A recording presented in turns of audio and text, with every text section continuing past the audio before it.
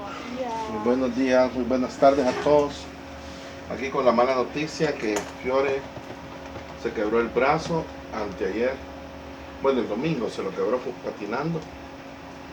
Anteayer la llevamos al hospital y le hicieron un procedimiento que tuvieron que dormirla con anestesia general y mover el huesito que llegara donde el otro hueso para que ya quedara bien. Fue el radio el que se lastimó, se quebró, se lo fracturó y ha sido un gran dolor. Por lo mismo no puede tocar violín ni flauta, y tal vez piano sí, pero muy difícil. Así que vamos a descansar. Vamos a descansar algunos días mientras ella se va sintiendo mejor. Pero hoy vamos a empezar con la clase de contrapunto, que es algo que yo quería iniciar con ella desde los 9 años. No se ha podido dar, no hemos tenido tiempo. Hoy agradecemos. Pero ya no pudimos. Iniciamos, pero no seguimos.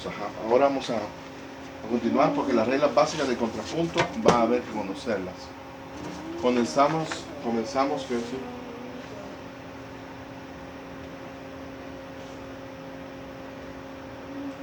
Sí, comenzamos con nuestro libro que se llama John Joseph Fuchs, su libro Gradus ad Parnassum. John Joseph Fuchs. Gradas hacia el Parnaso. Fuchsi es el Gradus ad Parnassum. Son las reglas prácticas para aprender a componer. Reglas prácticas de composición se llamaba. Traducidas del alemán, que fueron, no, originalmente en latín fueron escritas.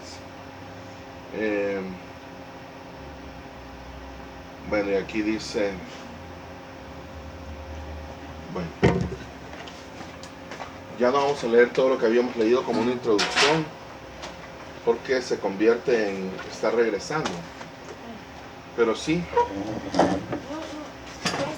vamos a leerlo, Fiore, aunque nos lleve horas. Desde el principio, no. Contraportada, esto es lo que viene después de la portada, dice. Ya está traducido del latín al inglés, del latín al alemán, y del inglés al español o del alemán al español, y no, seguramente hay errores, pero bueno. Veamos aquí. El gran trabajo teórico, Gradus ad Parnassum, el Parnaso era donde los dioses vivían. De Fuchs es el libro más famoso de contrapunto desde su aparición en 1725. Quiere decir que Bach estaba vivo, porque Bach murió en 1750. Entonces, este libro salió 25 años antes que Bach muriera. Quiere decir que Bach lo pudo haber visto. Pero a estas alturas Bach ya era el mayor genio en composición en el estilo contrapuntístico, precisamente con su arte de la fuga y el clave bien temperado, tesis práctica donde demostró más bien Juan Sebastián Bach la maestría y el genio de los. Por ejemplo, con esto, miren, de la ofrenda musical, que esto lo vamos a ver luego. Ya no lo voy a hallar aquí, pero lástima, no lo voy a hallar, pero vaya. Aquí, miren, Bach, la ofrenda musical, miren. Aquí él hace, lástima que no lo podemos ver, pero un día lo vamos a ver, lo vamos a escribir. Miren lo que logra hacer él. Con puro canon hace todo tipo de contrapuntos. Son contrapuntos en forma de cangrejo. Usted le da vuelta a la partitura y suena bien. Lo toca al revés, lo toca en esta clave, lo toca en la otra clave. Y ahí están los nombres de los canos. Miren, sobre el tema de este señor. Entonces, mire, lo puede invertir a 4 voces, o sea que lo toca de aquí para allá, lo toca de allá para acá, lo toca en clave de fa y lo toca en clave de sol, y suena bien. O sea que Bach se terminó el contrapunto. Él lo terminó, él prácticamente explicó todo el canon perpetuo. Mira, este canon va por todas las tonalidades. Una fuga cromática en todas las, checar a 6 voces, una fuga a 6 voces, por poner algo. Entonces, fuga canónica, igual. Y todo sobre el mismo tema. El tema es el tema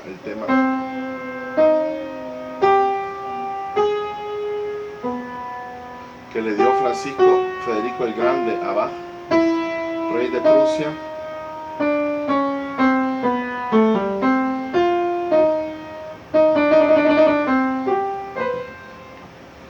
Bien, aquí hay una fuga también de cangrejo, con espejos, por aumentación, por disminución.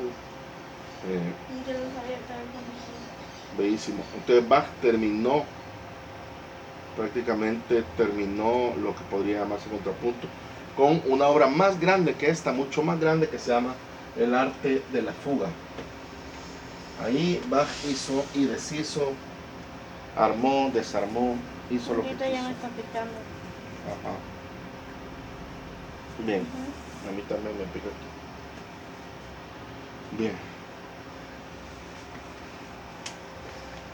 Ha sido usado y ha influido directamente en el trabajo de muchos de los mayores compositores.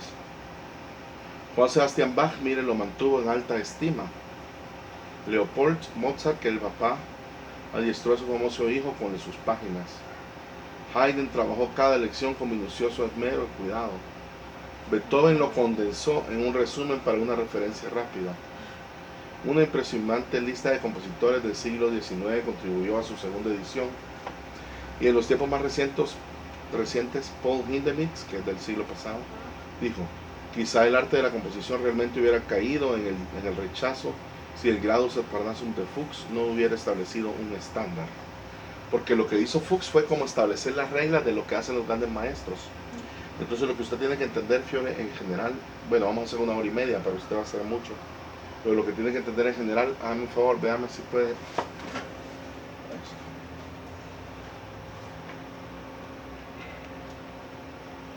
Vamos a ver si podemos bajar esto.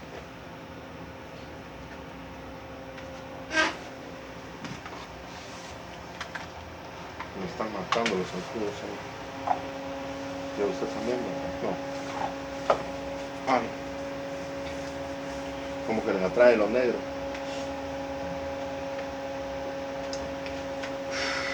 Entonces, mire lo que dijo Paul Hindemith, que es uno de los más grandes compositores. Él logró establecer un estándar con la teoría, pero la teoría de este tipo de cosas, mi amor, se ven desde la práctica, porque el contrapunto es algo que ya venía establecido y viene funcionando desde el año 800, por ahí. Ya nos van a explicar aquí tal vez, pero esto es como estándar. Entonces de aquí, de este punto, que podría ser 1700, partimos siempre hacia adelante de ahí y hacia atrás, porque la música acá se vuelve bien difícil. Antes de 1700, o sea, en los tiempos de Bach para atrás, se vuelve bien difícil porque no había reglas establecidas.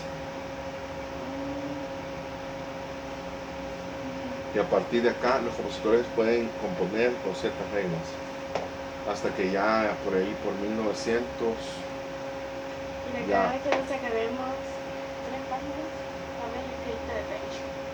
Muy bien. Ay. Ay, ay, ay, ay, ay, ay. Vale, amor. Mire, originalmente No, escrito. espérate.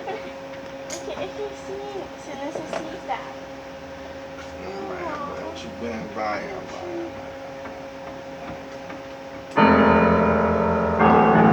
Ya viste que estoy de vosotros.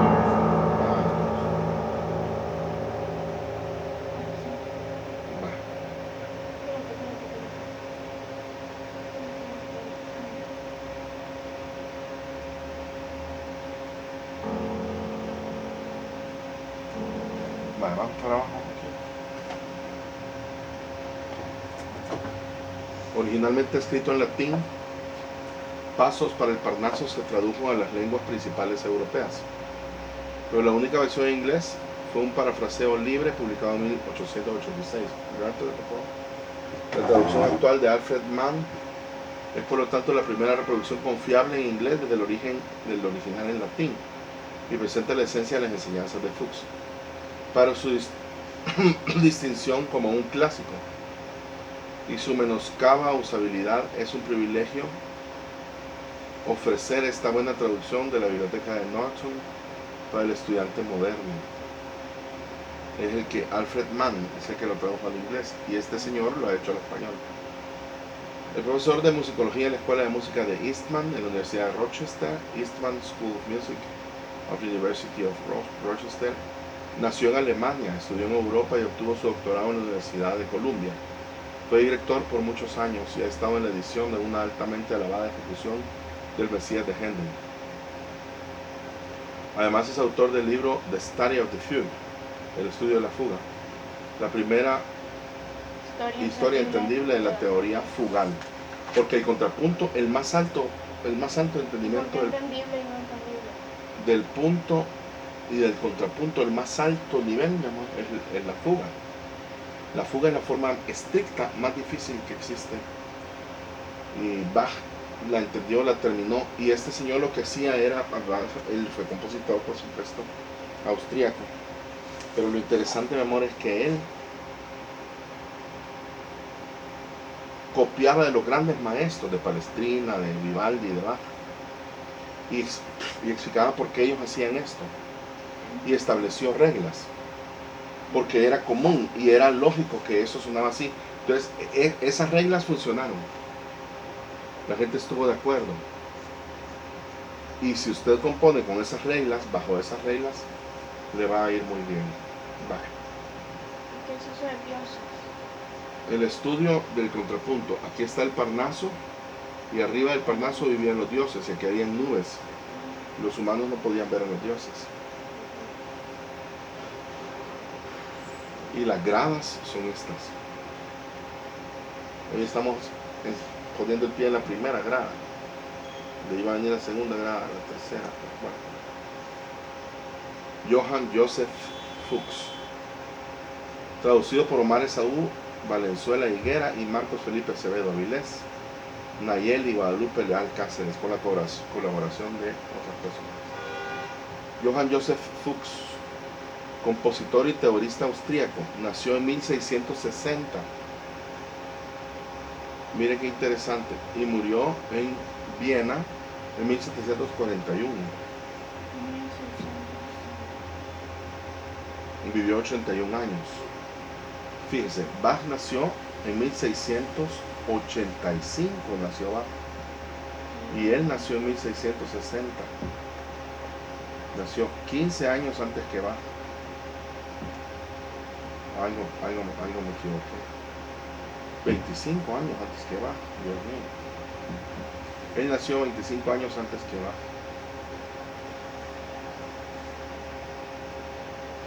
Y murió en 1741.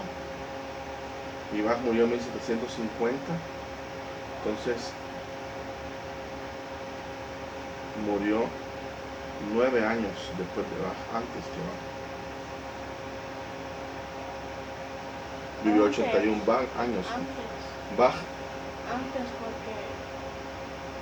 porque si publicó este libro 25 años antes de que Bach muriera. Él murió 9 años antes que Bach. Lee aquí, Fede. Sí. Bueno, vivió 81 años. Bach, en cambio, vivió 65. Entonces, Bach es un buen personaje para saberse la fecha de cuándo nació y cuándo murió. Porque Bach, hay que aprenderse estas dos fechas. Miren, 1685 y 1750. Bach es como el fin del barroco. Cuando Bach murió ya había terminado el barroco. Y no está tan lejos de Beethoven. Uno creería que están bien lejos y no. Beethoven nace en 1770. Solo Vale. 2 años, no, 20 años después. Es poco, si lo vemos que son completamente aparte, porque Beethoven rascó e hizo el romanticismo. Pero Bach, y el clásico también, nació en el clásico y llegó al romanticismo. Él lo impuso. Pero Bach, mi amor, como europeos, porque vamos a pensar, Bach se quedó terminando la fuga. Él no quiso hacer nada nuevo. Él quiso dejar, ya ha dicho, bueno, esto es, nadie va a venir a hacer algo mejor que yo. Y lo logró. Ni el propio Beethoven, mi amor, levántela. No, ahí déjela, por favor. Ni el propio Beethoven, ni el propio Mozart lo hace. Ninguna fuga tan genial como Bach. Bach hizo fugas, ahí acabo de ver unas 6 voces, o sea, solo los preludios y fugas de clave temperado, solo eso, son 48 preludios y fugas. Imagínense las obras que hizo para órgano, por ejemplo la fantasía cromática y fuga, o la gran fuga en re menor, ¿cómo se llama? Tocata y fuga. Tararán, pirararán, todo eso. Eso lo hizo él. Sí, veamos. En 1698 se convirtió en compositor de la corte de Austria, ¿verdad? Porque era austríaco. En 1704 se hizo maestro de capilla. Esta palabra es muy importante también, Kapellmeister. Era el trabajo más grande para un músico. El Kapellmeister Es capilla. Kapellmeister Es maestro. Maestro de capilla, sí. Que es el encargado de componer y de dirigir los coros y de hacer música para la orquesta. Él era director, orquestador, director de coros y hacía todos los servicios de la iglesia. Bien. Originalmente él era el encargado de la música de una capilla, pero ahora se usa referencia a director de orquesta y de coro. Esto lo hizo Fuchs. ¿Qué hizo Fuchs? Lo de maestro de capilla. Él fue un maestro de capilla, igual que 500 más, 800 más. Maestro de capilla es un trabajo. Él fue maestro de capilla en San Esteban, que es Stephansdom. Ahí yo canté por 6 años en el coro de la Catedral de San Esteban en Austria. Ahí canté yo por 6 años. Y ese es el vínculo también que hubo entre otros grandes, por ejemplo Mozart, Haydn, los dos, Michael Haydn, Franz Joseph Haydn, fueron también maestros de capilla ahí y fueron compositores de la iglesia de San Esteban y fueron coristas de los niños cantores de Viena y de la iglesia de San Esteban. ¿Le voy al estómago? No. Hágame un favor, mi amor, voy a traer algo y se agarra el pelo porque viera que me desespera verlo así. Póngamele pausa, por favor. Bien, vale, ahí estamos ya al estilo Mozart. Háganse un poco para atrás, por favor. Porque además del calor que hace, no es correcto que ande con el pelo de cavernícola, porque pero sí voy a andar. Se ve bien feo además y hay mucho calor y vamos por pero favor. Sí voy a andar en todos lados. Y aquí también. Bien, este cargo musical elevado, o sea, el ser el director de toda la orquesta y todo, él le sirvió a 3 emperadores. Usted no puede entender esto todavía, consecutivos, pero es por la edad, o sea que conservó su trabajo durante años. Eso tal vez usted no lo puede entender, porque ahora el Kapellmeister dura 4 o 3 años nomás. Yo conocí a 2, solo yo vi que cambiaron a 2. Al gran maestro Planiavsky, que era organista ya, y escribió el libro de los horrores que él tuvo ahí en Stephansdom, las intrigas, los desenlaces. Hay un libro de él, de Planiavsky. Y conocí al maestro Doletzan, Thomas Doletzan, que fue mi maestro durante 5 años. Y después llegó Markus Landerer, un gran maestro, Kapellmeister de Stephansdom. Y Markus Landerer también organista, gran maestro, compositor de München, de Alemania, de Múnich. Markus Landerer era un excelente director también. Entonces yo conocí a esos 3 directores, canté bajo ellos 3. Entonces no sé si usted puede entender lo grandioso que es que él haya pasado por 3 emperadores el trabajo. Es maravilloso, así que eso hay que recordarlo. Entre sus numerosas composiciones están las óperas, hay oratorios, trabajos sacros, piezas instrumentales, y su trabajo más importante y duradero es esta obra, Gradus ad Parnassum. Ahí hablan un poquito de Johann Joseph Fuchs. Vamos a seguir hablando de él. Introducción. Miren. El estudio del contrapunto puede ser comparado al estudio de la perspectiva.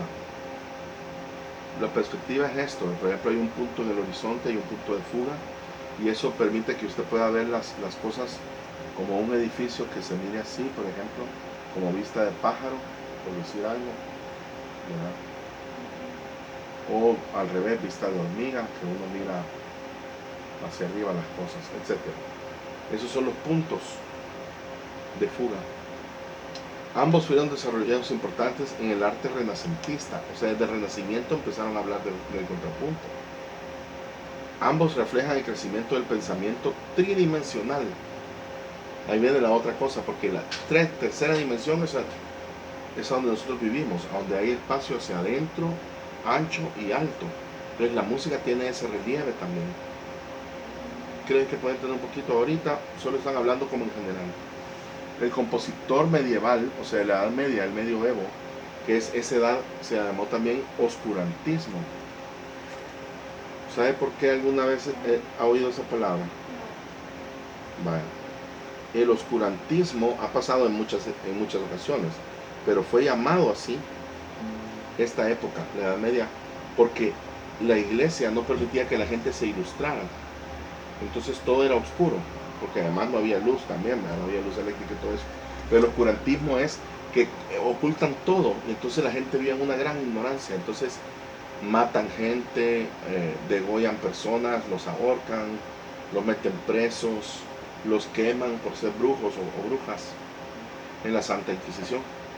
Pero el oscurantismo es que toda la humanidad, mi amor, se convierte en una nada por el poder de la iglesia, que aplaca, sobre todo en Europa, cualquier deseo de libertad, de emancipación. Entonces todo se vuelve oscuro. En esa época dominó la música en el medioevo de los sacerdotes, que por ejemplo ellos decían, no se puede oír, digamos, una composición que tuviera algún luthier laudero, o alguien que tocara un trovador o algo así, que anduviera tocando en las calles. Entonces todo era como oscuro, como en las iglesias mismas. La Edad Media es sinónimo de atraso, pero tuvimos que pasar por ahí, ¿no? Atraso porque ellos quemaban bibliotecas, encontraban grandes bibliotecas, quémenlas porque solo la Biblia, decían, solo eso vale la pena. Hubo un gran oscurantismo. Todos los que aportaron algún tipo de conocimiento de medicina, de plantas, de máquinas, ¿verdad? Bien. El compositor medieval trató el motete, que era una composición a voces, de mot, que quiere decir palabra, con diferentes voces, así como el pintor medieval pintó diferentes niveles en un paisaje. No sé si ha visto un cuadro que tiene Juan, que tiene un caballo bien grande y unos, porque ellos los chiquitos pensaban que era lo que estaba lejos, porque no tenían el punto de fuga, entonces no tenían esa relación. Por eso nosotros ahora vemos esos cuadros y decimos que raro, hay hombres grandes y hombres chiquitos a la par. Sí, porque el grande significaba que estaba cerca y el chiquito que estaba lejos, pero nosotros no sabemos eso. Y como en nuestra realidad no es así, esa fue una conveniencia de ellos. Pues el contrapunto era igual a eso. ¿Entiende? La composición en ambos casos fue un agregado de partes más que una entidad concebida a profundidad. O sea que un compositor podía hacer algo como...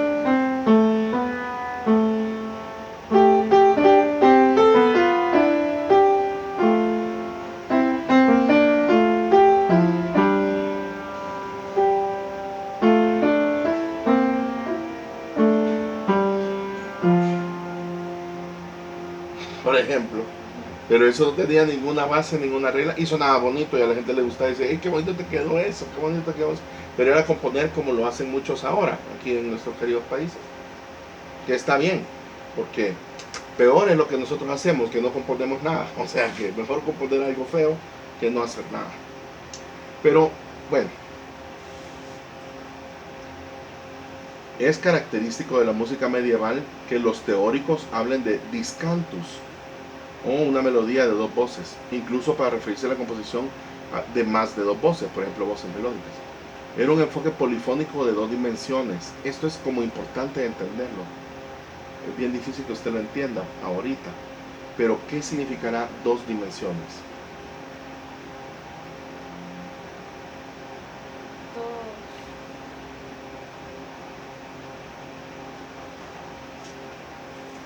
Precisamente, solo tienen alto y ancho. Esto está a dos dimensiones, mira. Solo tiene ancho y alto. Dos dimensiones. Y por ejemplo un cubo o las casas que usted aprendió a hacer, esto ya tiene tres dimensiones, 2D y 3D. El cine que tenemos ahorita solo es 3D también. O sea que desde aquí, desde Fuchs hasta nuestros días, no hemos cambiado mayor cosa. No sé si entiende lo gigante que es esto. Ellos encontraron la forma de dibujar la profundidad, de plasmar la armonía. Básicamente viene de este contrapunto, del género en el que las voces se van a mezclar de una forma perfecta, bajo reglas naturales, descubiertas 5000 años antes de Cristo por Pitágoras. O sea que no es nada nuevo. Aquí voy a escribir esa palabra. Esta parte, non nobis, con V creo que es, non nobis sum sole. Eso lo dijo también otro filósofo. No hay nada nuevo bajo el sol. Pero sin embargo todos creemos que es nuevo lo que inventamos y descubrimos. Decimos, hey, esto es nuevo, esto va a funcionar. Pero no, ya está ahí, eso ya existió. Va. Todo era dos dimensiones. El término discantus fue el predecesor del término contrapuntus. Contrapunto. Antes de que así se usara. La palabra discantus había adquirido la connotación de parte escrita que no da lugar a la improvisación libre, sino cuyo ritmo era estrictamente medido nota contra nota, puntus contra puntum.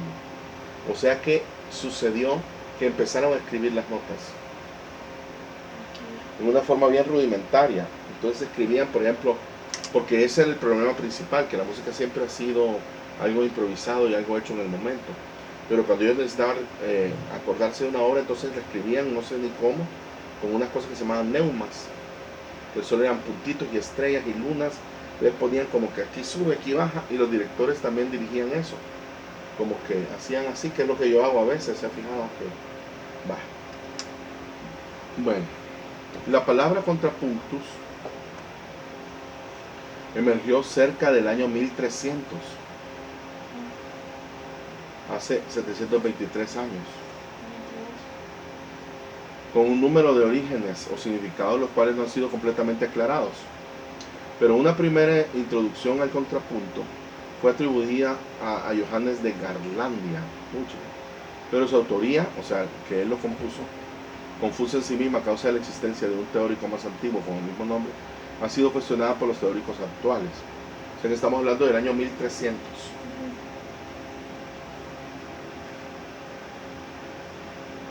Ha sido cuestionada, bueno.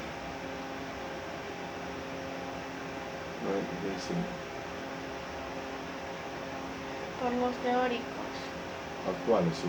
La incertidumbre también ha surgido en la atribución a Johannes Muris por su tratado llamado El arte del contrapunto, ¿no? Y a Philippe de Vitry, maestro famoso del Ars Nova. Esto, Ars Nova, hay dos artes. El Ars, esto quiere decir arte, Ars Nova, que es el nuevo, y Ars Antiqua. El Ars Antiqua, mira, el Ars Antiqua es el arte antiguo, y el Ars Nova es el arte nuevo. Pero es súper antiguo, esto es por ahí, pues, ¿verdad? Bueno, por un trabajo similar, o sea, hizo ya un libro contrapunto. Con la participación de novelas posteriores, sugiere sin embargo que podríamos identificar escritores más antiguos de contrapunto por generación, pero no es por nombre, son representativos de un nuevo arte, el arte de la polifonía del siglo XIV, o sea 1300, porque los siglos siempre van 100 años antes. Si usted tiene el siglo XIV, mire, el siglo XV es 1400. ¿Entiende un poquito eso? El siglo VIII, que podría ponerse así, es el año 700. Siempre vamos 100 años antes. Por ejemplo, ahorita estamos en el siglo XXI, por eso estamos en el año 2000, no en el 2100. Cuando sea 2100 va a ser el siglo XXII. Ojalá que usted pueda llegar ahí, al siglo XXII, sería fantástico. Bien.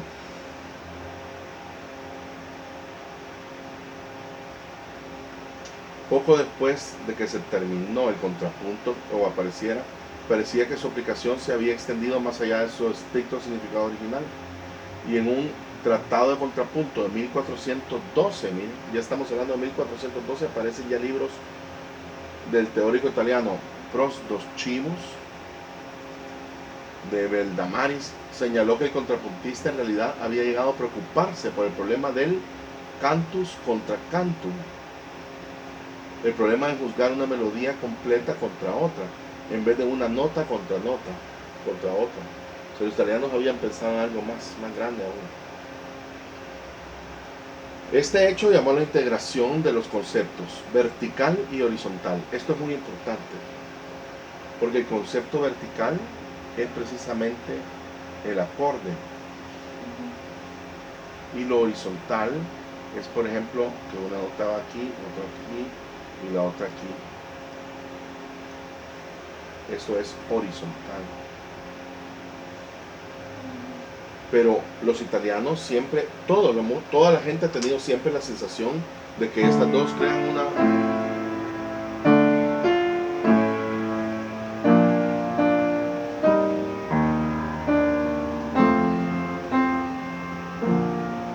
Entonces siempre hay una como...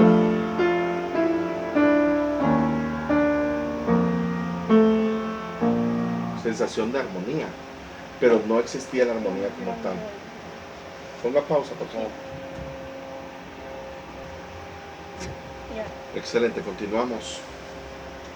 ¿Entiende eso de lo vertical y lo horizontal? Vale. Entonces, llamó la atención que los italianos tenían ya, porque hay que entender una cosa, Fiore, mire, en general también esto es cultura. Los italianos siempre han ido adelante en todo lo de las artes. Les va mal con lo económico, les va mal con la medicina, les va mal con las cosas, son bien católicos, eso también les va mal. Pero, bien interesante, fíjense, porque con las artes siempre van adelante. Ellos rompen las reglas y deciden ir adelante. Los alemanes son como mucho más estructurados y ordenados, y los franceses sí que los entiendan quien pueda. Pero maravilloso, cada quien en su país y en su cultura. Ahora, interesante que este señor ya estaba hablando de conceptos de la verticalidad, allá por 1400, 1500. Pero bueno, el fenómeno del contrapunto fue gradualmente reconocido en su completa complejidad en el siglo XV, o sea, en 1400. Empezó la era dorada de la polifonía, y los grandes trabajos de maestros borgoñones, flamencos. Esto es flamenco, no es en España como uno podría creer, porque ahí es el flamenco, no, Flanderen, se escribe así, ¿verdad? Flanderen, como es holandés, se permite Flanderen, entonces se dice Vlaams, de Vlaamse taal. El flamenco es un idioma que es el mismo holandés, pero se habla en Bélgica, de Vlaamse taal, Vlaams. En Bélgica, en esa parte de arriba, habían grandes desarrollos también, no sé por qué, creo que porque los judíos tenían ya muchos diamantes y oro en esos lugares, y había mucho dinero, porque ellos comerciaban con todas las Indias, y todas las especies y todo entraban por Holanda. Bien, entonces habían grandes pintores, grandes, todo era grande ahí en esa época, en esta época cabalmente, en el siglo dorado, 1400. Bueno, fueron seguidos por escritos teóricos, conmensurados por la música de la nobleza de ese tiempo. El escritor flamenco, o sea, belga o holandés, Johannes Tinctoris, conocido por los estudiantes de música como el autor del primer diccionario de términos musicales. Miren, Tinctoris, él hizo el primer diccionario de términos musicales. También es el primero en discutir sistemáticamente los principios de la colaboración de nota contra nota y la colaboración de una nota contra dos o más, o sea, el contrapunto de segunda especie, se llama eso. Él llama la primera especie contrapunto simple, basado en la proporción de igualdad, sin el beneficio de la flor de la diversidad, que es la primera especie, es punto contra punto. es decir, la primera especie, eso, entonces él fue el primero en llamarlo así. La primera especie va una nota contra otra nota. Por eso se llama punto contra punto. Por ejemplo, así va. ¿Verdad? Esa es la primera especie. Basado en la proporción de igualdad. O sea, una proporción. ¿Entiende usted lo que es proporción? Proporción, ¿verdad? Que está la igualdad. Entonces, si usted hace una nota, la otra hace una nota. Uno por uno. Bueno, sin el beneficio de la flor de la diversidad. O sea, no había diversidad. Sino que la música podría sonar, por ejemplo, así, mire.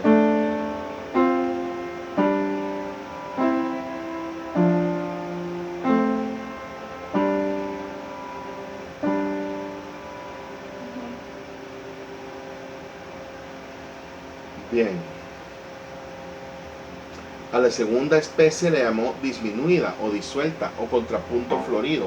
Esto no es correcto porque después viene el otro contrapunto que es el tercero, que es el florido.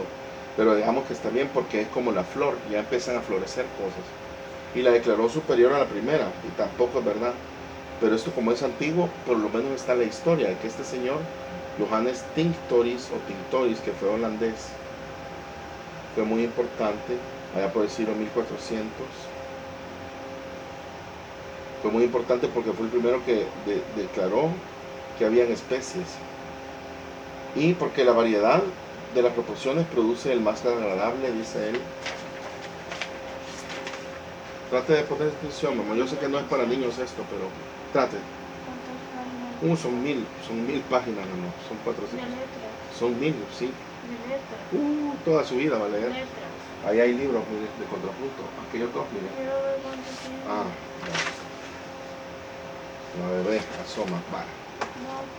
Ok, cuéntelas. Entonces, ¿qué vamos a leer? Sí, mi amor.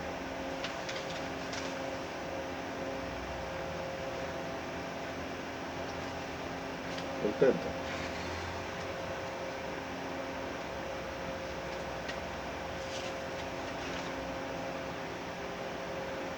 ¿Cuántas eran? No importa. Va, no importaba. Va. Sí importaba. Pero no las contó. Pero eran un montón. Sí, son un montón. Va. Y allá hay más. Pero que vamos a leer esto. Allá hay 40 libros de esto. Después va a haber aquel que dice New en alemán.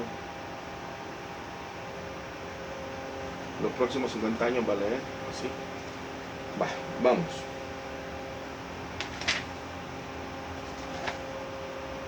Diciendo que la variedad de las proporciones produce el más agradable contrapunto, así como la diversidad de las flores produce el más bello paisaje en el campo.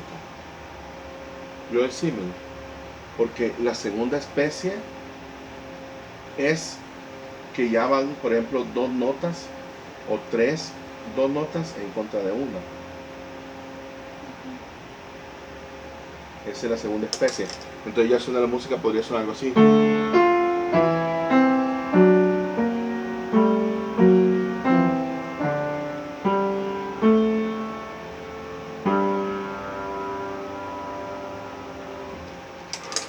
Él toma en cuenta el hecho crucial de que el juicio del compositor debe estar basado no solo en lo que oye en dado momento, sino también en lo que debe tener en mente en la continuidad de lo que se está escuchando o de lo que es escuchado.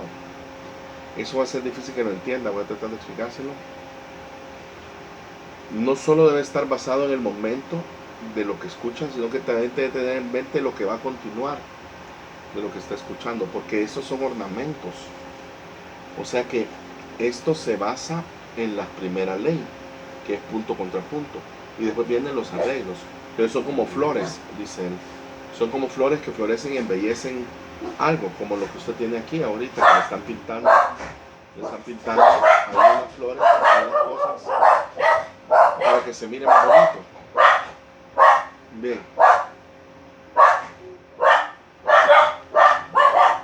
Acérquese aquí, mi amor. Él trata extensivamente con progresiones y con comparaciones de diferentes pasajes. siguiendo uno al otro en una fábrica contrapuntística. Es decir, él agarra un montón de ejemplos y los va como explicando.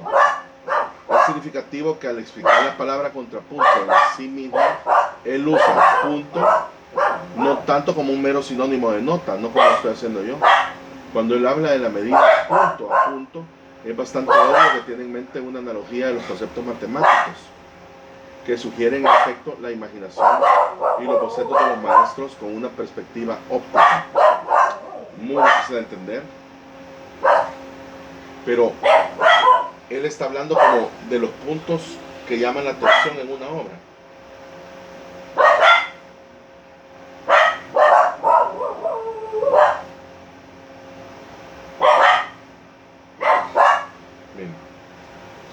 Aparentemente igual en su comprensión de la polifonía y su inclinación por la terminología, su fuerza de percepción, o sea, lo que usted puede escuchar y sentir, sugieren los avances hechos hacia un nuevo territorio para su época, bueno, de él. Sus logros van más allá de los escritos de teóricos más tempranos. Quiere decir que hubo más personas que escribieron, pero no escribieron tan bien como él. Como es la búsqueda global de Cristóbal Colón en las expediciones occidentales de los exploradores más tempranos. Es decir, Cristóbal Colón fue muy famoso porque descubrió América, pero América ya había sido descubierta por los vikingos, por los normandos, por un montón de gente que ya había venido acá, pero no había sido tan importante como el hecho de que Cristóbal Colón haya encontrado otro continente. Bueno. La conquista de un punto de vista en el cual la música se sujeta a las leyes de la proporción. No cante, mi amor, por favor. Lea lo que estoy diciendo, porque si no es perder mi tiempo y el suyo. Trate de concentrarse, por favor. Yo sé que no quieren. Bueno. Y la correlación parece, por lo menos no cante para que yo no escuche que me está como negando la posibilidad de leerle, ¿verdad? Por favor, por un respeto, le pido. La conquista de un punto de vista en el cual la música se sujeta a las leyes de la proporción y la correlación parece evidente también en una nueva conciencia de la distancia del tiempo. Tinctoris había dibujado una línea más clara que los escritores antes de él. Entonces, eso es muy importante. A este autor hay que rescatarlo en la memoria, porque él fue como que en Europa, porque también habría que decir que a la vez que en Europa se estaba inventando esto, mi amor, que es la música que nosotros hemos adquirido por tradición, porque la nuestra la destruyeron, la música de los indígenas de acá ya no existe, fue destruida, porque eso era lo que hacía España y los europeos y la iglesia, destruir todo lo que llegaban porque era un imperio. Los chinos también hicieron eso, cada imperio que ha llegado ha hecho eso, llegan a un lugar, destruyen todo y borran todo de los pueblos, para que esos pueblos, y al no tener identidad, que es lo que están haciendo con nosotros en todo momento, al no tener pasado ni historia, entonces tenemos que adaptarnos a lo nuevo y hacer lo que hacen los demás o lo que quieren que nosotros hagamos. Eso es lo peligroso de estudiar este tipo de libros, que nos regresan a eso. Entonces, él había dibujado, Tinctoris había dibujado una línea más clara que los escritores antes de él, entre el pasado y su propia época, y los trabajos de Josefo Zarlino, un contemporáneo de Palestrina, otro de los más grandes maestros, Giovanni Perluigi da Palestrina, uno de los más grandes maestros de contrapunto y de toda la música en todo el mundo, pero muy anterior a Bach, y el más eminente teórico del Renacimiento, eran primariamente devotos a resumir los logros de su época, para examinar y aclarar la teoría musical que se había vuelto independiente de la Edad Media. Es decir, ya en esta época ya no se hablaba de lo que se usaba en la Edad Media, que fue, por ejemplo, mi amor, por muchos años, por siglos, el canto llano o gregoriano, que eran cantos a una sola voz, que cantan los monjes. Yo creo que no lo ha oído usted, ¿verdad? Pero los monjes cantan, por ejemplo, Santo Espíritu, pero cantan a todos a una sola voz. Ese es el canto gregoriano, porque Gregorio el Magno los propuso de alguna forma. Después vino una onda que se llamó el discantum, que era lo que hablamos como la primera palabra que apareció ahí del contrapuntum, que era la misma melodía, pero se hacía en cuartas, así, mire. Por ejemplo, decían,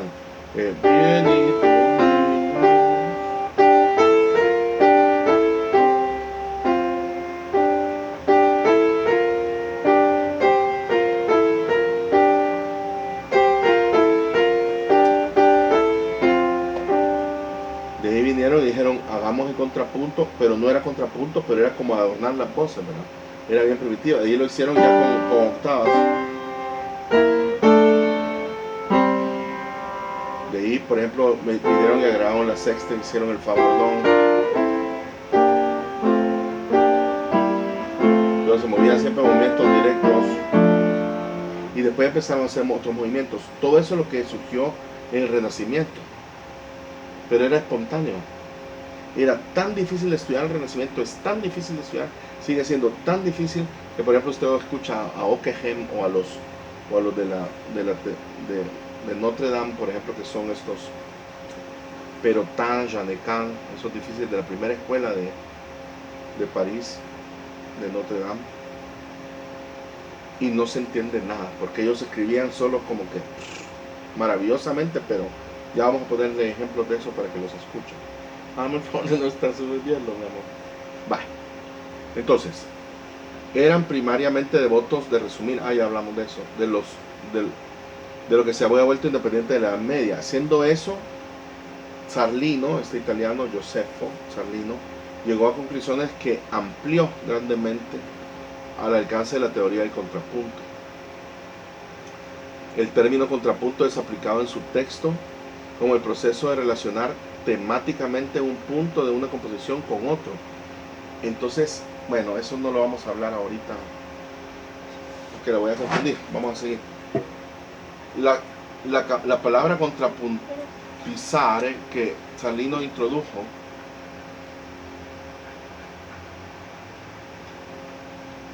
tiene que ver más con su concepción con una palabra que podría ser en español, miren, en inglés, pointing, que quiere decir apuntando.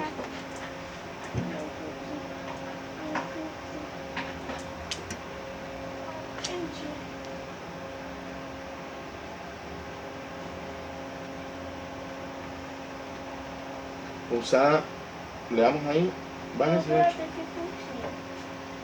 Sí, déjenlos. Ya vamos a tener tiempo para ellos también. Mire, Fiore, la palabra contrapuntizare,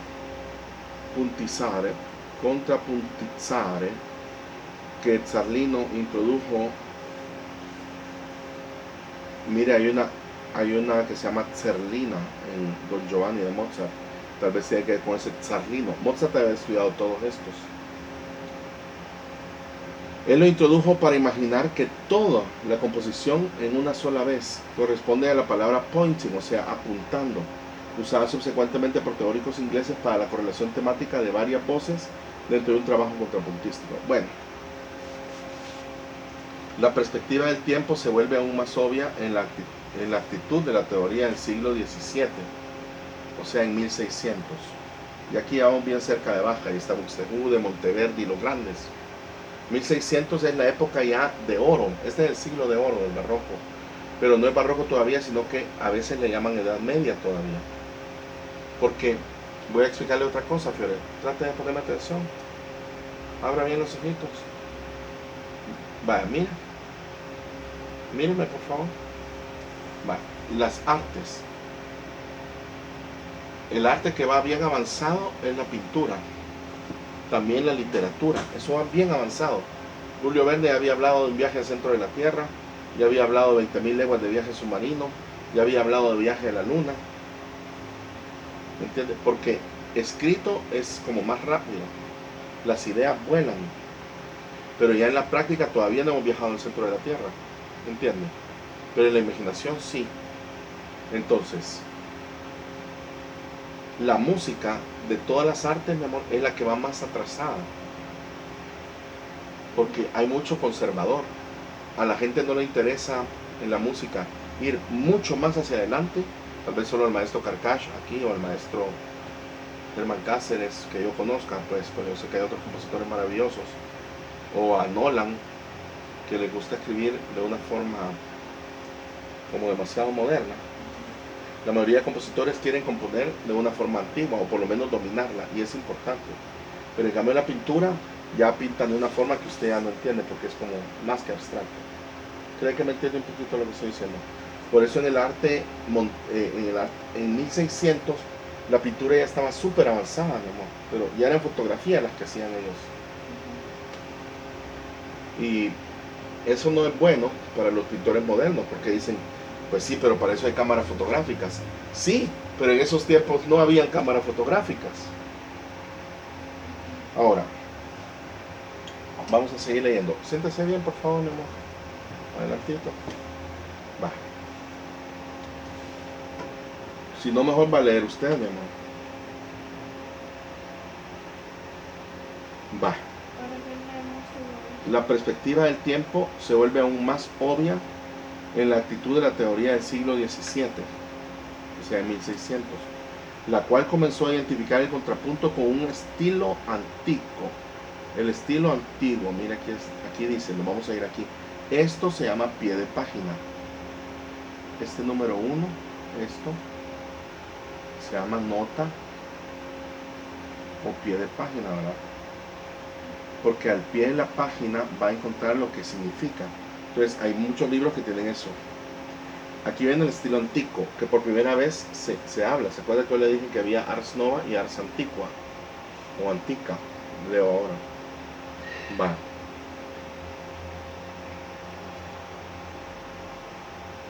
En el siglo XVI se comenzó a identificar un contrapunto con un estilo que ya era antiguo.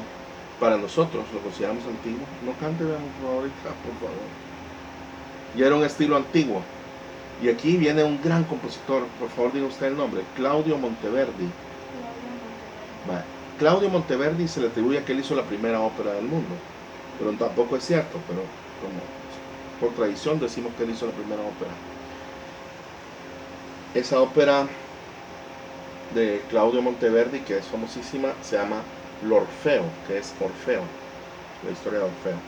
Va. Entonces, Claudio, italiano, Monteverdi, genio de una era revolucionaria en la música, levantó una cuestión fundamental haciendo la distinción entre una primera práctica y una segunda práctica de composición. Ahí me voy a detener y vamos a leer lo que significaba el estilo antiguo aquí. Esto es como un paréntesis. Aquí le van a explicar qué era el estilo antiguo. El estilo antiguo literalmente significa estilo antiguo. También fue conocido como primera práctica, lo que está hablando Monteverdi ahorita. Estamos en el año 1600 ya. Ha sido asociado con el modo de componer en que los compositores usan las disonancias controladas y efectos modales, y evitaba abiertamente las texturas instrumentales y ornamentaciones abundantes, porque era más ordenada, porque en el estilo antiguo, por lo menos anterior a este, era demasiada la cantidad de libertad que tenía la música. Entonces ya fueron quitando esas cosas, y para imitar esto, el compositor del Renacimiento tardío. El estilo antiguo se consideraba adecuado para los confines conservadores de la música de la iglesia y para ejercicios de composición. Entonces se fueron quitando notas, por decirlo, se fue haciendo más reducido y más práctico, en el sentido de que se podía cantar mejor, más fácil tal vez. Mucha de esta música asociada con este estilo mira a la música de Palestrina como modelo. Va. Voy a seguir leyendo aquí. Enredado en la escritura polémica, fue evocada su actividad artística, y en la cual estuvo acusado por violaciones a las reglas del contrapunto. Él audazmente afirmó que la procedencia de un estilo reconocido constituyó un estilo en sí mismo, y que hubo otra práctica que era lo que enseñaba Zarlino, él enseñaba la ópera. Así Monteverdi dio un reto doble a la teoría de la música de su tiempo: formular las bases teóricas para una nueva práctica y reformular eso de la vieja. Voy a leer, no es mucho, fíjese, amor. Voy a leer hasta la próxima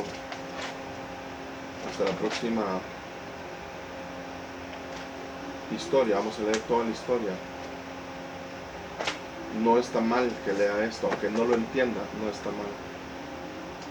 Lo único que a mí me preocupa es que no ponga atención, eso sí me preocupa.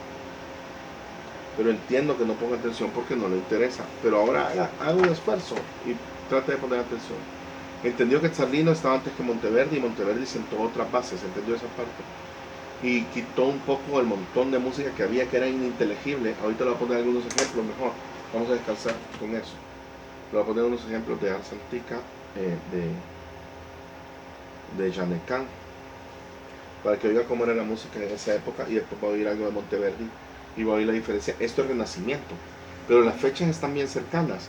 Lo que cambia es la forma de escribir. Entonces voy a poner a Perotán o Janecan. Y esos son de la tercera escuela de Ars Nova, creo yo. No, es Ars Antica, pero Janecan. Ay, me equivoqué.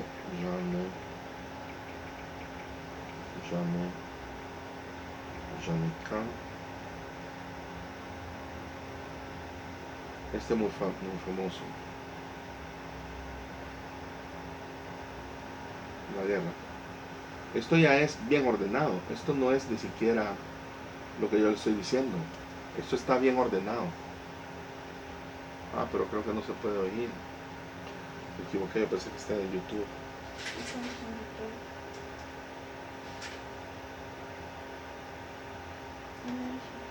Sí, espera, pero este ya me canto. Pero tan voy a poner mejor. Hágame un favor, mi amor, levántese. No haga eso. De ajustarse así, no haga eso. Por favor.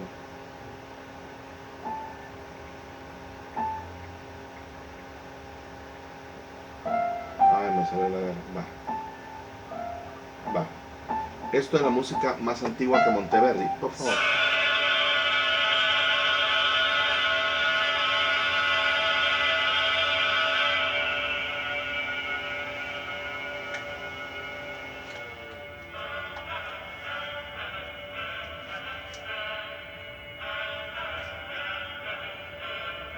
Ese es un órgano. Es como un...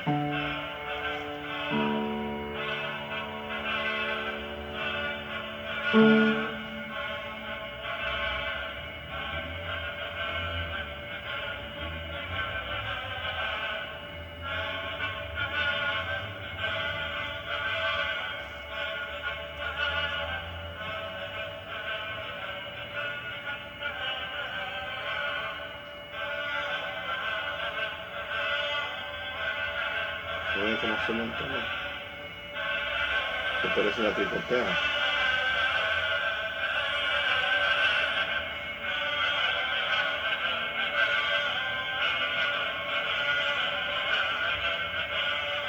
Y esto ya es Ars Nova. Hay música mucho más difícil que esto. Veo cómo subió el tono. A eso se refiere, ese fue el otro punto.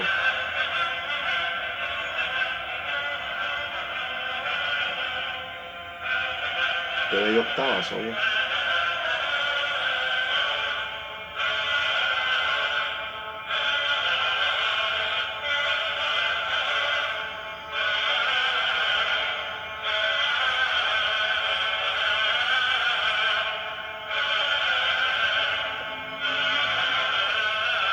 Y de momento como se escribía.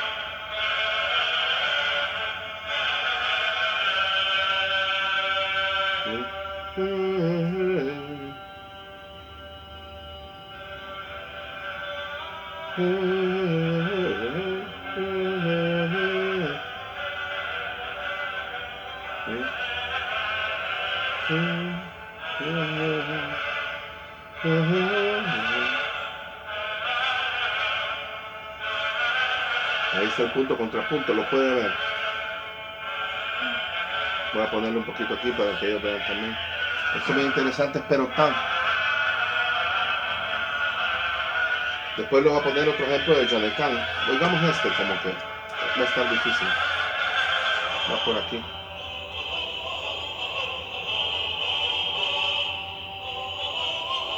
Y aquí tenía la quinta.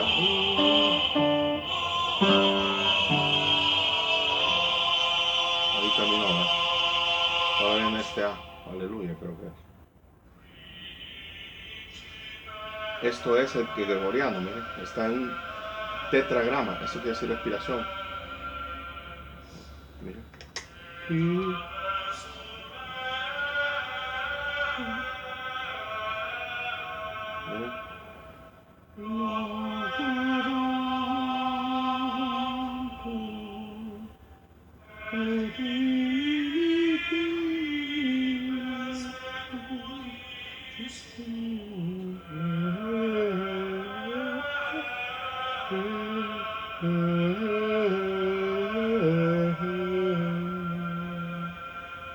sobre este va a ser un contrapunto.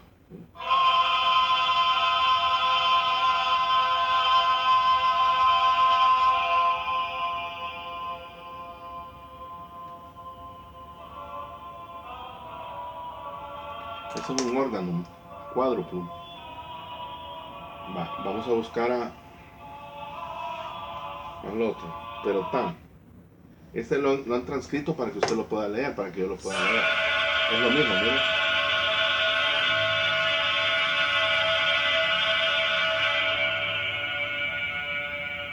Vamos a ver.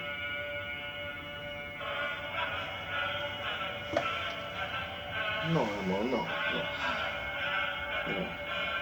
Tiene que hacer un esfuerzo, ¿no? ¿Qué es lo que le disgusta? ¿Qué es lo que le molesta a esto? Ha pasado dormida, va a seguir dormida.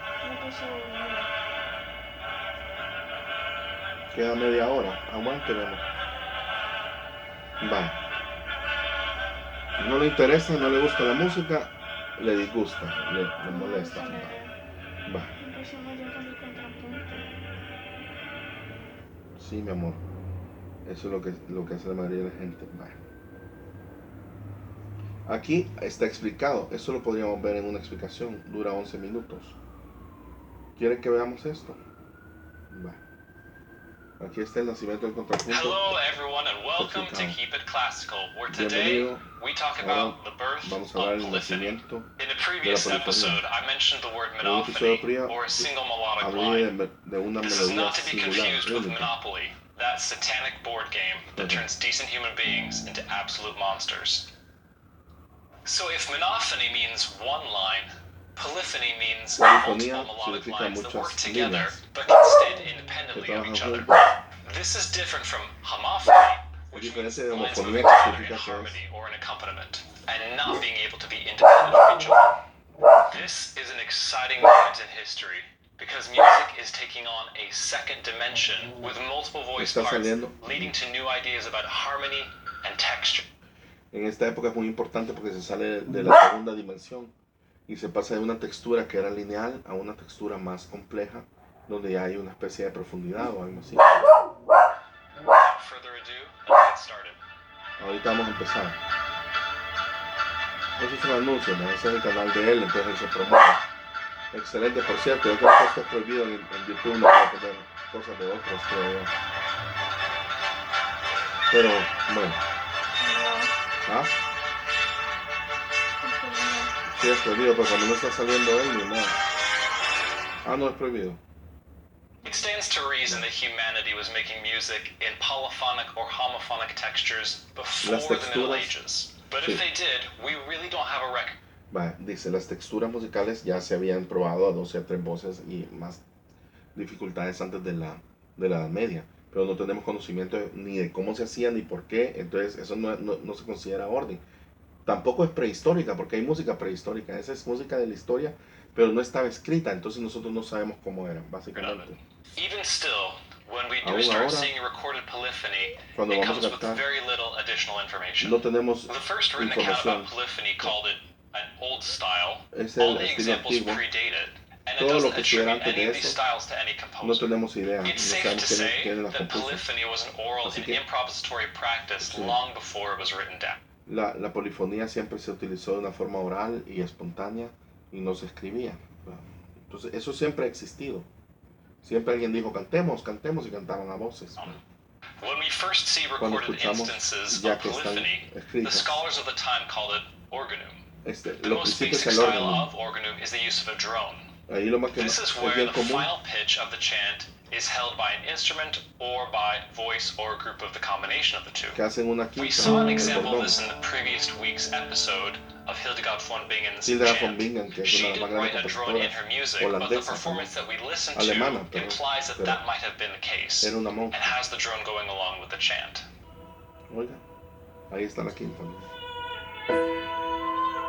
Esta es la música antigua. Un ejemplo de Hildegard von Bingen. ¿Sí?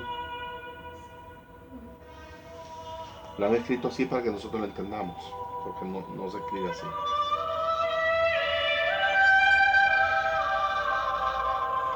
Pero esto es como un canto gregoriano. The next basic style of polyphony is parallel organum. This is where the original play chant is sung by one voice, and then another voice sings the chant a fifth below in parallel motion. Entonces cantan quintas. Lo que yo le decía. Another style is a combination of parallel organum and droning, where one voice sings the chant and the other voice alternates between singing a drone and moving in parallel motion. This is called mixed or oblique organum. Va, este es un órgano. Ay, lo adelanté, qué desgracia. Bueno, órgano mixto porque tiene. No sé si lo adelanté. Eventually, as the idea of polyphony started to spread across Europe, certain centers of learning and religious worship began to teach it to students. Most notably is the style taught at Notre Dame. Another style is a combination of parallel organum and droning, where one voice sings the chant and the other voice alternates between singing a drone and moving in parallel motion. This is called mixed. Ahora vamos a hablar de voces oblicuas en el órgano. Entonces, el órgano se acuerda que era como lo que le acabo de decir de las quintas y cuartas. De ahí se podían mover de otra forma y podían las voces pasar del bordón, que el bordón puede ser esto. O sea que puede ser.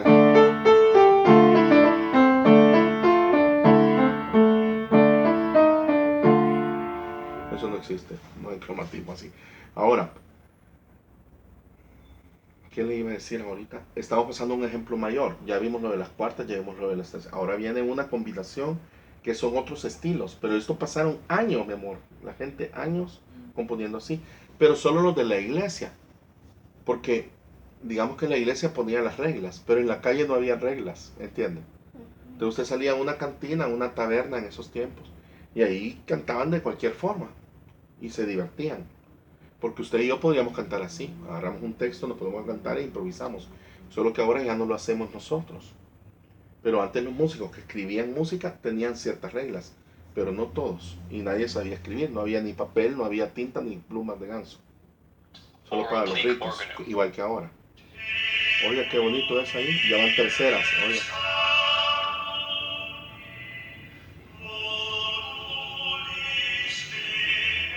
Esas son cuartas, mira. Unísono. Another style is called free organum, where one voice sings the chant and the other voice sings with a variety of parallel, contrary, or similar motions. Puede ser.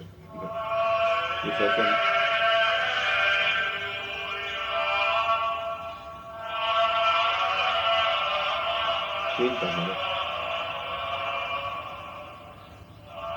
Pero se fijan, los puntos de reposo llegan a la misma nota, se fijan. A eso le llaman en italiano el punto también, porque llegan como a lugares. Have involved each voice essentially singing the same syllables at the same time in more or less a homophonic style of part singing. Other styles of organum have the singers singing at different rate. Se trata de que en esta época ya se empieza a usar que las sílabas vayan en el mismo lugar para que la música suene como parecida. De ahí lo otro que quieren ellos lograr, como aquí estamos avanzando bien rápido los siglos, es lo que vamos a leer aquí, es lo mismo que estamos leyendo, pero aquí no vamos a llegar a Monteverdi, aquí estamos solo en lo más antiguo, estamos del siglo 800 para acá, pero hay miles de ejemplos de eso, ¿me entiendes? Y Bach estudió todo esto, ¿verdad?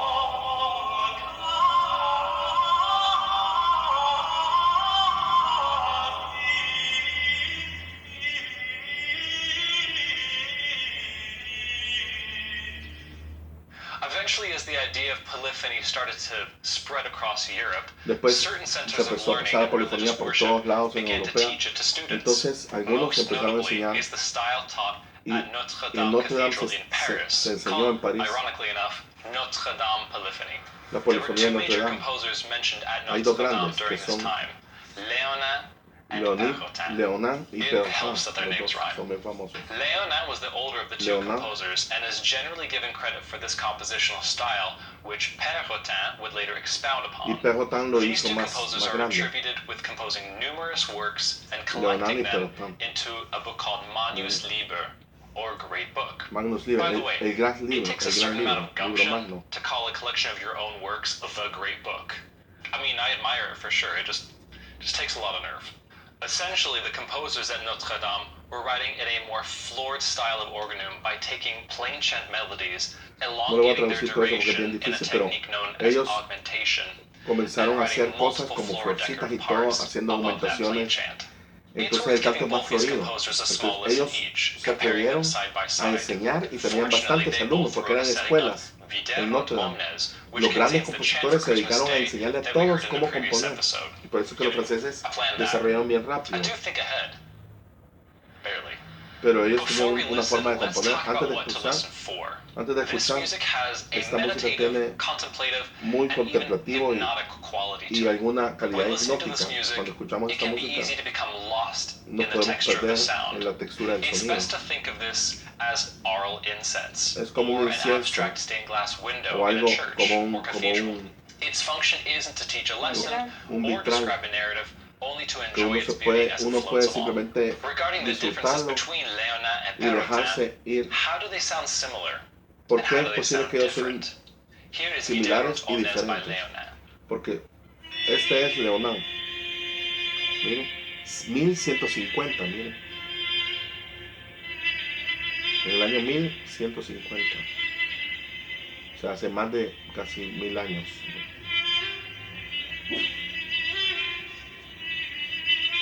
No se escribía así lo han escrito ahora para que usted medio lo entienda. Pero la forma original se escribe diferente, es bien difícil de leer. Cadencia, mira. Y hasta tiene el crótano. Otro punto, mira.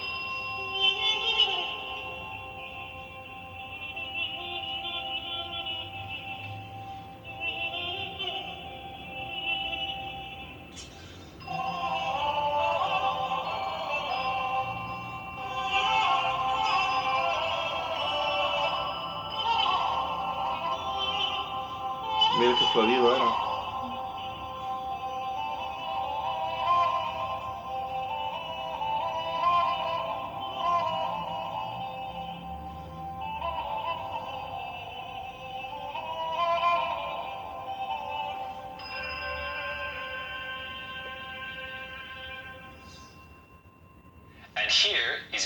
Y ahora van a poner a Perrotin. Miren, es la que acabamos de oír, qué casualidad. Qué casualidad.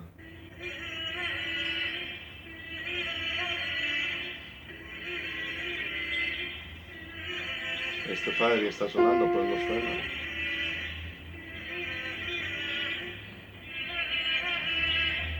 Pero una cosa que puede notarse en el Ars Antiqua, pero ya en esta escuela, es que tenía bastante similitud, miren, en los momentos, en los puntos. Y tenía lo florido, que era la variación que le agregaban estas otras notas pequeñas. Pero nota usted el orden, está bien ordenado. Antes de esto era As you can hear, these two are pretty different. The most obvious difference between the Léonard and the Perrotin is that Léonard writes for one additional part, while Perrotin writes for 3 additional parts. However, they both have floored writing above the given chant, and one can recognize the similarities between their phrasing and different aspects of their part writing.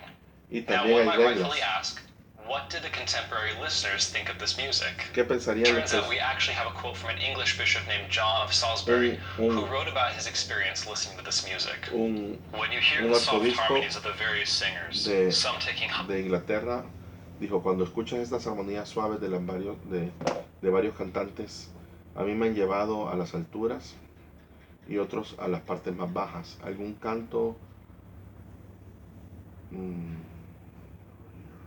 no sé qué decir. Y los silencios, etcétera, hacen pensarte a ti escuchando a un concierto de sirenas and others low parts, some singing in advance, some following in the rear, others with pauses and interludes. You would think yourself listening to a concert of sirens rather than men, and wonder at the powers of voices. Whatever is most tuneful among birds could not equal, such is the facility of running up and down the scale. So wonderful the shortening or multiplying of notes, the repetition of the phrases, or their emphatic utterance. The treble and shrill notes are so mingled with tenor and bass that the ears lost their power of judging. When this goes to excess, it is more fitted to excite lust and devotion. But if it is kept in the limits of moderation, it drives away care from the soul and the solicitudes of life, confers joy and peace and exaltation in God, and transports the soul to the society of angels. That is quite the endorsement. In other words, it was pretty well received. Now here's the thing, music has a lot of fads and trends that come in and out of style. It's one of the ways that we can date pieces so well, attribute pieces to certain composers that we're not quite sure of, and it's how we study each of the different composers that we do over the centuries. Polyphony, however, is not a fad. This is a sea change, and it becomes the norm from here on out. Yes, our styles of polyphony have changed, but the fact that we use multiple voices in music is pretty lo que está universal. queriendo explicar él también, y yo también, y este libro, es que sin importar todo lo que se ha hecho, mi amor, después surgen algunas otras reglas como estas. Monteverdi lo acusaron mucho porque no seguía las reglas, imagínense. Vamos a leer hasta el final de esto, 15 minutitos más. Trate de aguantar. Venga, pues, Benchi, ven. Y Fuxi, que venga, y salte. Ay. Sí, ya el contrapunto a nadie le importa. Cómo no, Fuxi. No, la verdad que a nadie le importa. Mira que yo compongo sin contrapunto. Sí, Benchi, ven, pero... Benchi, ven. Eso compongo yo. Sí, Benchi, ven. Sí, Benchi, ven. ¿Qué importa el contrapunto? Eso es malo, Fiorella, te va a engañar. No, miren al Fuxi, no lo engañamos tampoco jamás. Papá, deja de molestar. El contrapunto es mejor que lo que tú haces. Te voy a tocar un poquito, ¿verdad? Sí, Fuxi, sí. Papá, eres un ignorante. Tienes que aprender como todos, solo pateando las teclas. Tienes que tener estilo, papi. Mírame, por ejemplo. Veamos a Fuxi tocar, va. Mírenme. Mira, papá, qué diferente toco yo. Sí, Fuxi, qué lindo. Es un contrapunto bestial a la mente. Sí, Fuxi. Pero italiano, porque yo también soy italiano, Fiorella. Me han puesto Fuxi, pero yo no soy alemán, ni austríaco. ¿Y qué es entonces? Soy hijo de un San Bernardo. Si estás loco, no eres hijo de ningún San Bernardo. Tú eres mi hijo. No, papi, mírame mis colores. Vaya, los dos chuchos se van a tener que bajar. No. Quítame, amor, por favor. Bájese, Bencho. Bájese. Fuxi también. Allá. Vaya, pongamos atención. Este compositor lo tiene que tener bien claro. Claudio Monteverdi, lo voy a escribir aquí. Claudio Monteverdi es uno de los más grandes del Renacimiento. Él hizo la primera ópera. Se llama Orfeo. Orfeo es un personaje mítico. Vale. Monteverdi dio un reto doble a la teoría de la música de su tiempo. Este es el reto. 1. Formular las bases técnicas para componer de la nueva práctica y reformular lo que la vieja práctica hacía. Nadie lo hizo. Miren qué divertido, nadie lo hizo. Ninguna tarea fue completada durante el siglo XVII ni XVIII. Uno demandó el establecimiento del sistema teórico moderno, no totalmente realizado hasta los escritos de Jean-Philippe Rameau, otro de los más grandes. Este es gigante, Jean-Philippe Rameau, igual que Monteverdi. Aquí estamos hablando ya de las cúspides, aquí estamos hablando de los grandes pensadores de la música, grandes compositores que cambiaron la historia de la música a través de sus nuevas reglas y sus nuevas formas de ver la música. Pero están basadas, toda la teoría está basada en la práctica de ese tiempo. O sea que ellos lo único que hacían era decir, miren, ahora estamos haciendo esto y esto, pero lo escribían y lo hacían en obras. Por ejemplo, Rameau, todas las obras de él son muy conocidas, y todos los clavecinistas, mi amor, los que estudiamos piano no, pero los que son clavecinistas estudian los estudios de él. Y la niña aquella, por ejemplo, el Cucú, una canción que se llama El Cucú, no sé si se acuerda, es de Rameau. O sea, él tiene cientos de obras para clavecín que se tocan en el piano, son como Scarlatti y todos esos. Y aquí ya estamos hablando de grandes compositores que son conocidos hasta nuestros días y son tocados a diario por miles de millones de pianistas, flautistas, ¿verdad? Etcétera. No son cualquier persona. Jean-Philippe Rameau es gigantesco.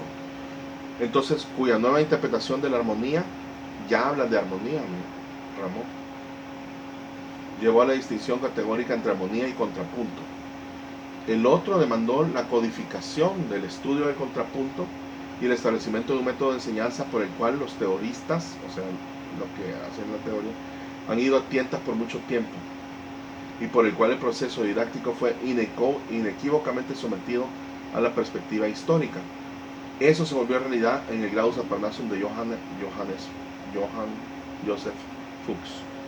Él fue el primero hasta 1725 que pudieron tratar de recopilar todos estos esfuerzos de los grandes compositores y poner reglas, porque resultó, cuando lo vieron con el tiempo, que de 1000 obras, 600, 700 tenían cierta estructura, ciertas reglas, y este señor las pudo ver y pudo decir, miren, se hace esto y se hace esto. ¿Por qué? Por la práctica.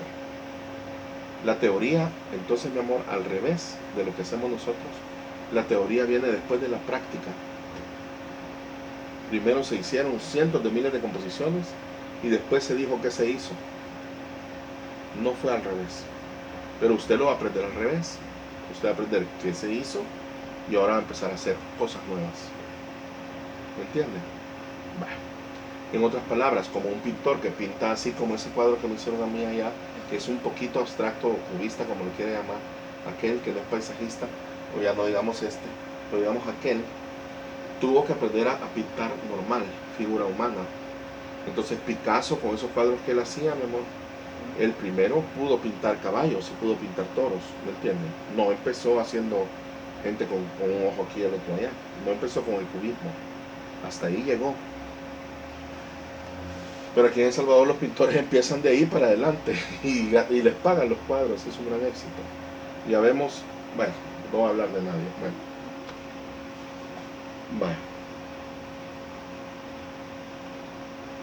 Lea usted mejor, ¿no? Los últimos 10 minutos. Publicado en 1725 en un gasto imperial y distribuido por un corto tiempo a lo largo de todo el mundo de la música. Vaya, esperen. Por un gasto imperial. ¿Qué querrá decir un gasto imperial?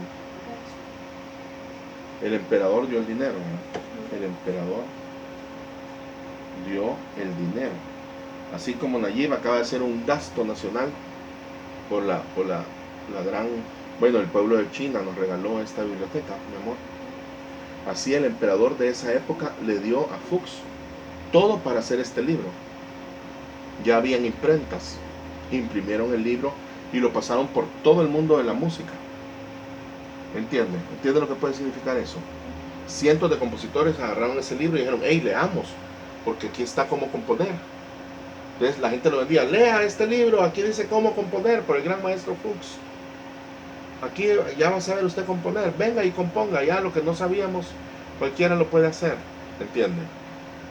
De verdad entiende la dimensión de eso. Fue grandioso. Se vendió como pan caliente. El trabajo de Fuchs marcó un punto crucial en la evolución de la teoría musical. Los teóricos estaban tan concentrados en la práctica de su propio tiempo, quizá en conformidad por una larga y establecida costumbre, siguiendo las teorías de sus precedentes, sin considerar la práctica contemporánea. Fuchs, sin embargo, fue completamente consciente de que uno está confrontado con una elección en la materia de la teoría musical. Uno no aprende todo de cualquiera de los estilos o especies. Cada estilo tiene su particular técnica y por lo tanto, oiga, uno debe saber exactamente por qué escoge en particular un estilo más que otro como la base de la instrucción. Por ejemplo, a mí en lugar de empezar con el estilo romántico con usted, no empezaría jamás por ahí, empezaría por el clásico, pero en lugar de empezar por el clásico, yo empezaría por Bach. Y es lo que vamos a hacer con el piano. Bach.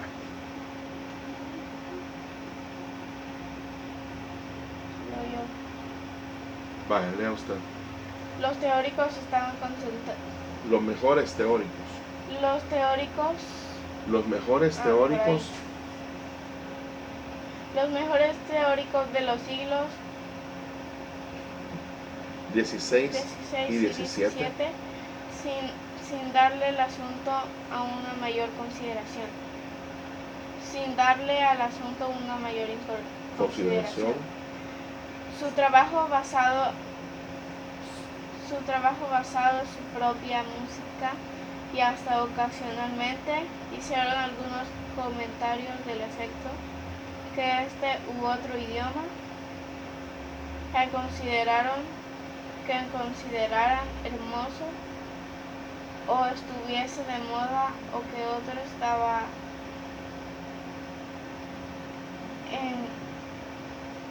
bien, pasado de moda y hasta menos usado.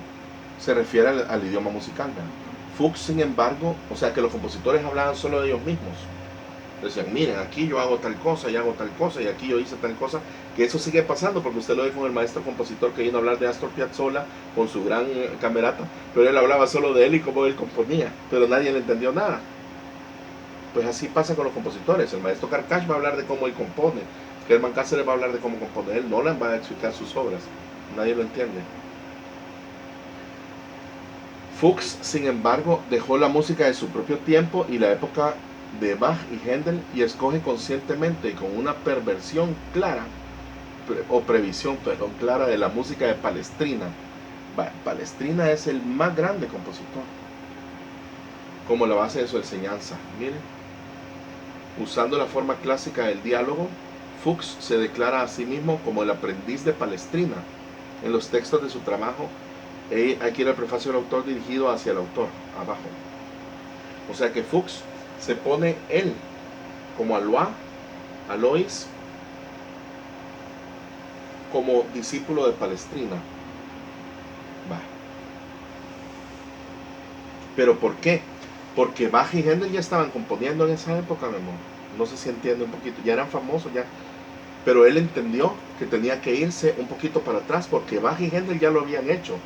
Porque los maestros de ellos fueron inteligentes y les decían, mira lo que hacían aquí no suena bien si haces esto, aquí no suena bien si haces esto, porque ya había un cúmulo de conocimiento, ¿me entiendes? Sí. Va. Yo sé que está cansada, yo sé que esto no le importa, yo sé que esto es un crimen para con una niña de 10 años, yo sé todo eso. Y ustedes tendrán mucha razón al criticarme. Nos quedan 2 minutos, vamos a tratar de llegar hasta aquí. Va. Pero esto que estamos haciendo ahorita le va a llevar a usted por lo menos algunos puntos. Esos puntos los vamos a ir escribiendo acá y después solo vamos a hablar de eso.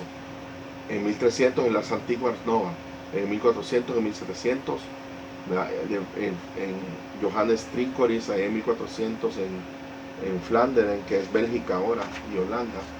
Todo eso lo vamos a Tinctoris en 1600, como fue Claudio Monteverdi con su primera ópera de Orfeo, 1725 trabajado esto.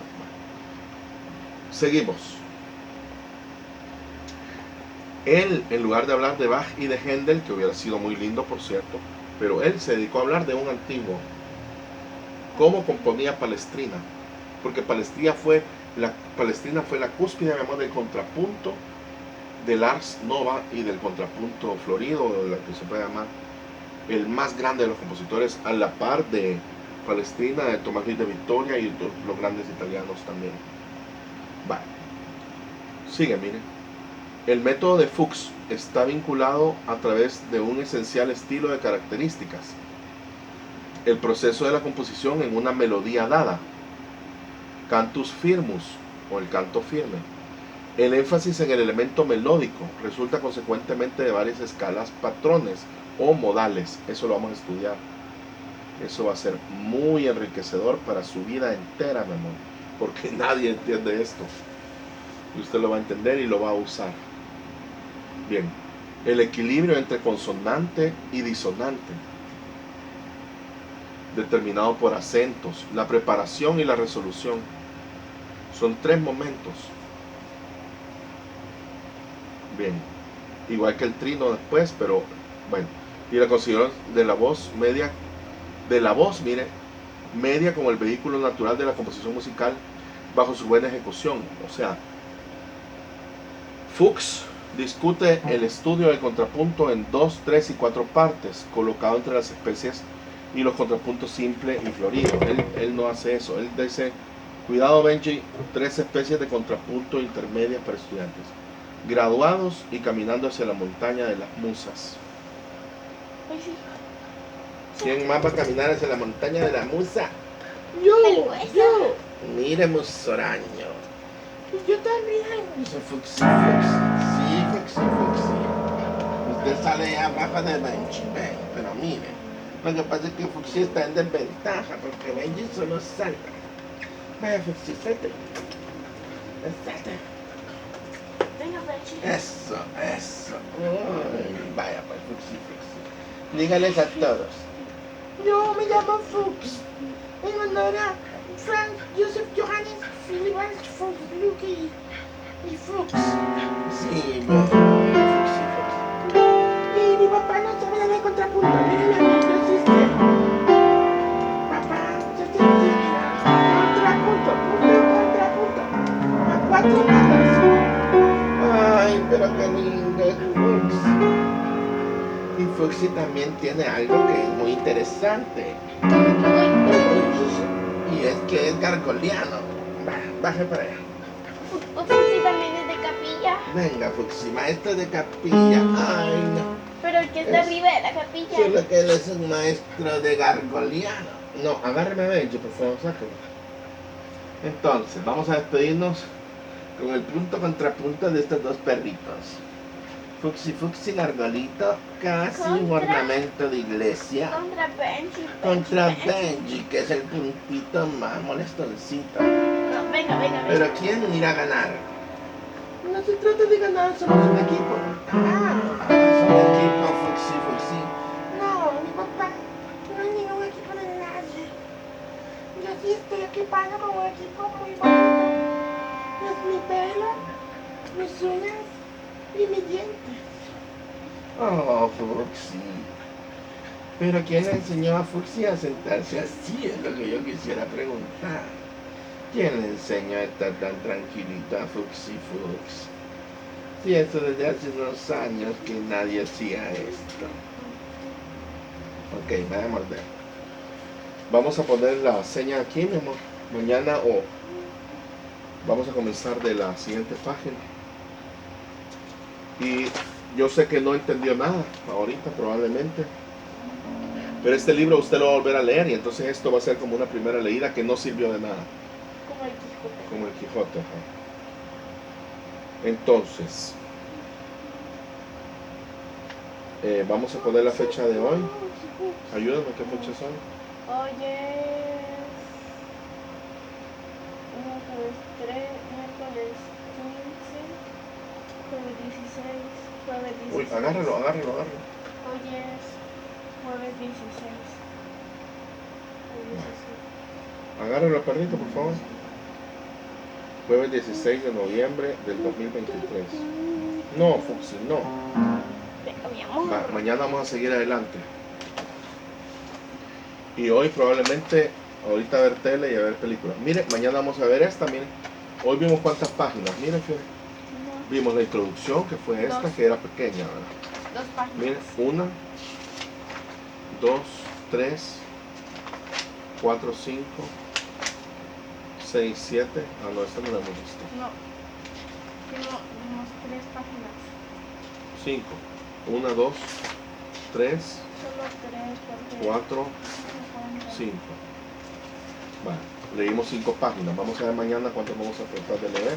Lo de mañana va a ser más sencillo porque ya viene hablando de Mozart y de esa gente.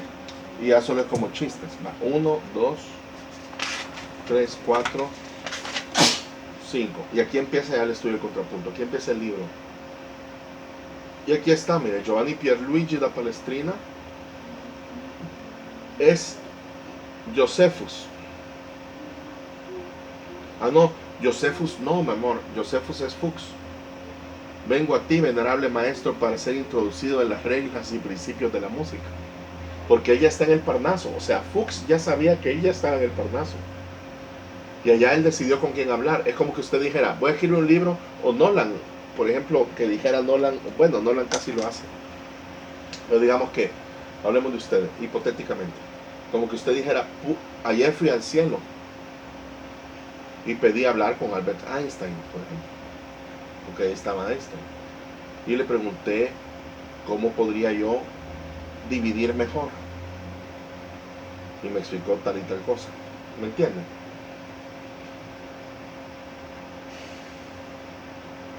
Entonces aquí le dice en el diálogo, mire, Aloysius, ¿qué es Alois?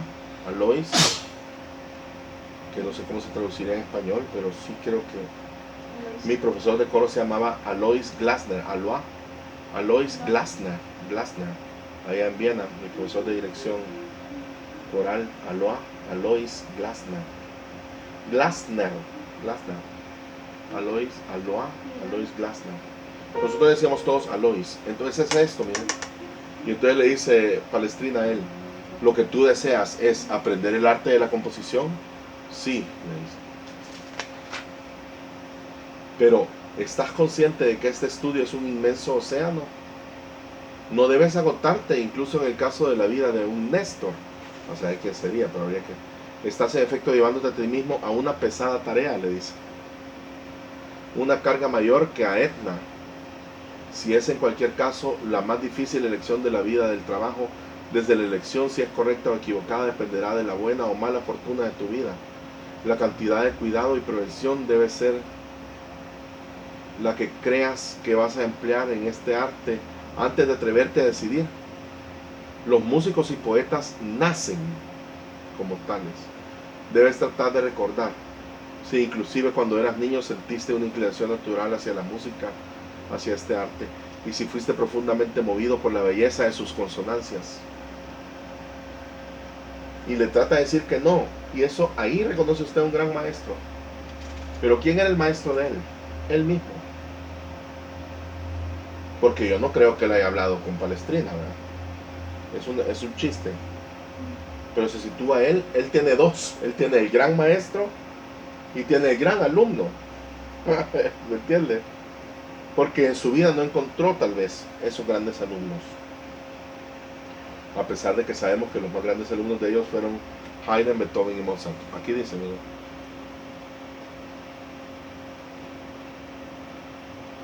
Van tan lejos como llamar la cuarta una persona de verdad. Haydn, Beethoven y Mozart siguieron a Fuchs. Es la base de todas las demás reglas. Bueno, entonces mañana comenzamos con eso. Oye. Aquí empezamos mañana. Aquí. Bien. Aprovechamos que Fidel tiene el brazo quebrado para hacer estas aburridas clases. Entonces, nos despedimos. Vamos a sacar de nuevo a los perritos. Ya no quiero.